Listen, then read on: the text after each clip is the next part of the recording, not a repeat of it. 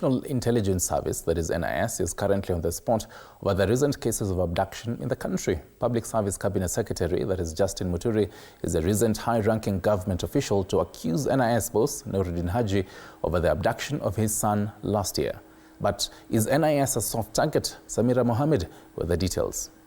Over the last 6 months, the National Intelligence Service have been on the receiving end following allegations by 2 senior government officials linking them to the murder of abductions witnessed in the country since the June 2024 Gen Z-led anti-government protests. And all along, albeit quietly, Kenyans have had a feeling that if the police are not doing it, then somebody or some other security agency is doing it. And yesterday, it was like a revelation that yes, the police are denying, they have always been denying this, and now somebody comes in and throws this a spanner in the works and says, look, my son was abducted by the National Intelligence Services. In June and October last year, former Deputy President Rigathi Gachagua slammed NIS boss Noordin Hajji for incompetence before Public Service Cabinet Secretary Justin Muturi joined the chorus 3 months later to blame the nation's top security organ for the recent abductions.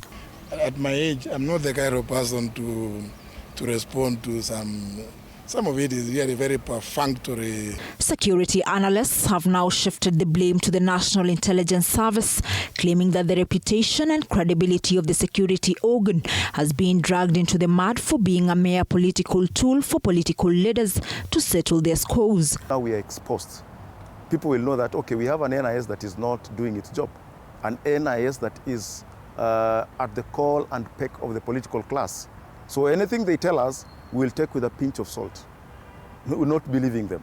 And when it gets to that point, then we are too exposed as a country.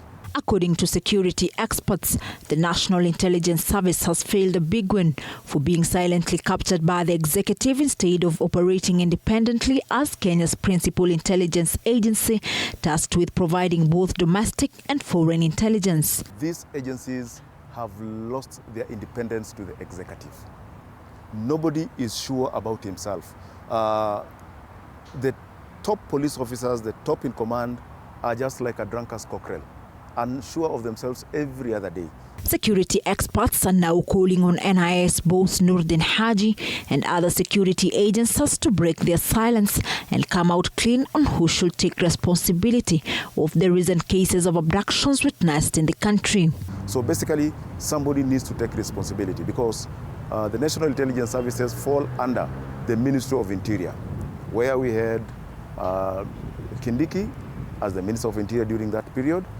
We also have the Inspector General of Police, who seems clueless about what is happening because it is a responsibility. You cannot just deny and then not tell Kenyans what you are doing to deal with the situation or to deal with the problem. So all these are people that we should call out, and they should take responsibility for these serious security gaps and security breaches on the persons of Kenyans.